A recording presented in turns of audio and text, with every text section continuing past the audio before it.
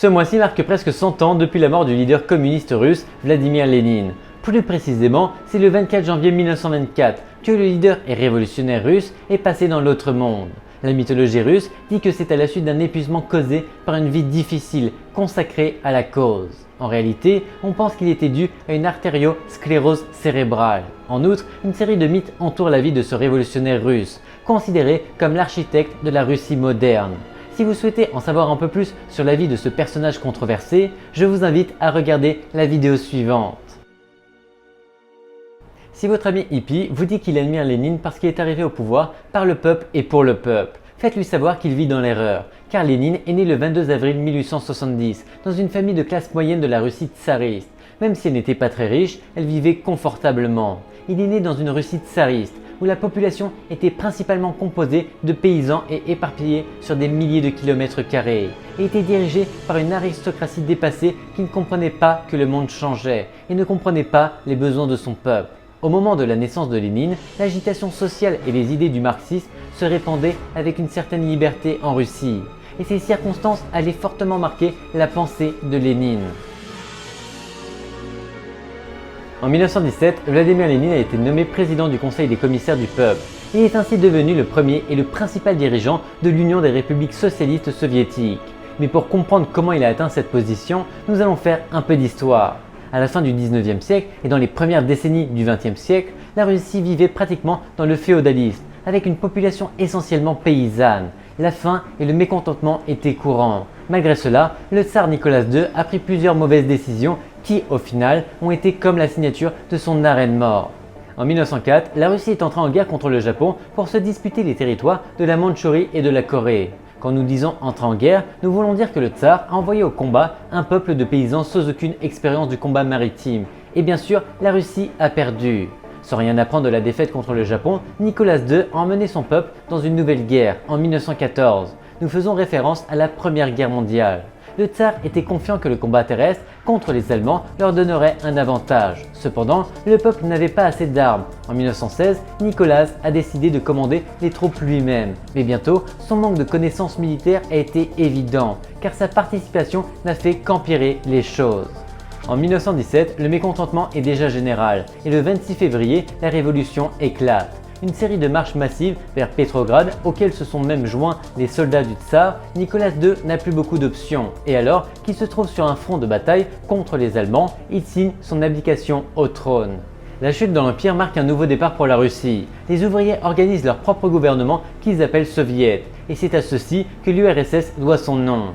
Ces soviets étaient des assemblées démocratiques. Il semblait enfin que le citoyen russe moyen pouvait prendre des décisions concernant son destin et celui de sa nation. Mais ce rêve démocratique n'était qu'un rêve, car immédiatement un gouvernement provisoire a été formé, dirigé par une assemblée tsariste et le politicien Alexandre Kerensky. C'était l'occasion pour le tsar de se racheter auprès de son peuple, en l'écoutant et en permettant de meilleures conditions de vie. Mais il ne l'a pas saisi et a laissé le gouvernement entre les mains de Kerensky, qui a pris soin de maintenir les privilèges du tsar et de sa famille et était loin d'accepter de donner le pouvoir au peuple comme le souhaitaient les soviets. Vous vous demandez peut-être où était Lénine à cette époque. À cette époque, Lénine était exilé en Suisse. Lorsqu'il a appris ce qui se passait en Russie, il a essayé de rentrer, mais traverser l'Europe pendant la guerre était presque impossible. L'aide est venue de là où il s'y attendait le moins, l'Allemagne. L'Allemagne a aidé Lénine et d'autres exilés politiques à revenir afin de déstabiliser le gouvernement de Kerensky. La vérité est que le plan allemand a fonctionné, car dès son arrivée, Lénine a commencé à faire ce qu'il faisait le mieux, utiliser l'art oratoire pour défier l'autorité et enseigner les délices du communisme. Lénine lance une intense campagne de propagande communiste en Russie. Il pense que les Russes ont devant eux la possibilité d'établir la véritable révolution, de détruire les classes sociales et d'implanter les idéaux du marxisme-léninisme. Le marxisme-léninisme gagnant en force, le gouvernement de Kerensky devint de moins en moins populaire parmi la population, surtout lorsqu'il décida d'envoyer davantage de troupes à la Première Guerre mondiale. Les Russes en avaient assez de participer à une guerre qui ne leur apportait rien et ont décidé de sortir pour protester. Mais le gouvernement a commencé une violente répression. Tout le monde s'attendait à ce que Lénine apparaisse, utilise sa dialecte et défende les masses. Mais en réalité, il a mis un déguisement et a pris un train pour la Finlande. En Russie, le peuple ne voulait pas retourner aux années du tsarisme. Il a donc pris les armes et a commencé une nouvelle révolution. Une révolution que Lénine a encouragée depuis la Finlande. En octobre 1917, il a donc commencé une nouvelle révolution contre Kerensky.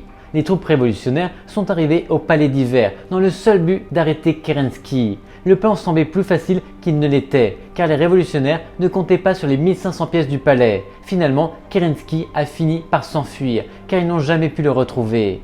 Ce que les révolutionnaires ont trouvé, c'est quelque chose de mieux, la cave du tsar. Les révolutionnaires ont donc vidé les caves légendaires de Romanov. Cette nuit-là, toute la ville a célébré avec de l'alcool dans l'une des ivresses les plus épiques de l'histoire. Le lendemain, et n'étant plus en danger, Lénine est retourné en Russie pour consacrer le triomphe de la révolution d'octobre. En effet, la Nouvelle-Russie a commencé par une superbe œuvrerie. Lénine et les révolutionnaires ont pris le pouvoir, distribué des terres aux paysans, renforcé les soviets et lancé des campagnes d'alphabétisation dans tout le pays. Lénine est devenu un peu intense après que son père soit mort d'une attaque, et aussi à cause de la forte influence de son frère aîné qui était membre d'un groupe radical. C'est son frère Alexandre qui lui fait découvrir les textes de Marx et le communisme. Cependant, son influence sur Lénine ne dure pas longtemps, car il rejoint un groupe de conspirateurs qui projettent d'assassiner le tsar Alexandre III. Le 1er mai, après une tentative ratée, Alexandre, le frère de Lénine, est emprisonné puis condamné à mort. Cela a changé à jamais le jeune Vladimir Lénine et sa position contre le gouvernement russe est devenue radicale. Étudiant à l'université, Lénine rejoint des groupes socialistes radicaux, participe à des assemblées et à des manifestations et défend les intérêts du peuple russe, ce qui marque le début de sa carrière politique. En 1985, Lénine est exilé en Suisse, où il se consacre à l'étude de la position marxiste et à la création de pamphlets et de propagande communiste. Une fois au pouvoir, Lénine a demandé des élections libres et démocratiques, mais son parti a perdu, et en tant que bon dirigeant qui écoute la volonté de son peuple, il a omis ces élections. C'est là que les choses se gâtent. Avec la puissance de son art oratoire, il convainc le peuple que lui et son parti savent ce qui est bon pour eux, bien que son art oratoire ait un peu d'aide de la Tchéka. La Tchéka était une police secrète, chargée de faire disparaître et d'emprisonner tous ceux qui s'opposaient à Lénine, même un peu. Je comprends maintenant un peu mieux pourquoi il s'entendait si bien avec Mao Zedong. On estime que cette police a été la cause de plus d'1 million de morts, uniquement pendant les années du gouvernement de Lénine. Le mécontentement de la population grandissait. Certains non-conformistes ont créé l'armée blanche pour combattre cette police et les alliés de Lénine, qu'on appelait l'armée rouge. Oui, être russe dans ces années-là était très difficile. 2 guerres, 2 révolutions et maintenant une guerre civile. Au début de l'armée blanche, a remporté plusieurs victoires grâce au soutien qu'elle a reçu de l'Angleterre, des États-Unis et de la France. Des pays qui l'ont financé par crainte de l'avancée du communisme. L'intention de ce groupe était de restaurer le tsarisme, car la cruauté de Lénine était excessive. L'un des principaux objectifs était le sauvetage de la famille Romanov, qui était retenue captive à Ekaterinbourg depuis la démission du tsar. Cependant, l'issue fut fatale, car l'armée rouge alla de l'avant, seulement pour assassiner la famille impériale. Enfin, selon la légende, ils tuèrent tous les membres sauf la princesse Anastasia. Mais ceci est une autre histoire. La guerre civile se prolonge pendant 2 années sanglantes, de 1918 à 1921, au cours desquelles même Lénine est victime d'attaques, ce qui le rend plus cruel. Finalement, en 1921, il renverse l'armée blanche, se débarrassant ainsi de tout ennemi pour implanter le communisme en Russie. Après avoir vaincu l'armée blanche, Lénine avait la voie libre pour mettre en œuvre le communisme et conclure l'URSS et une véritable révolution prolétarienne.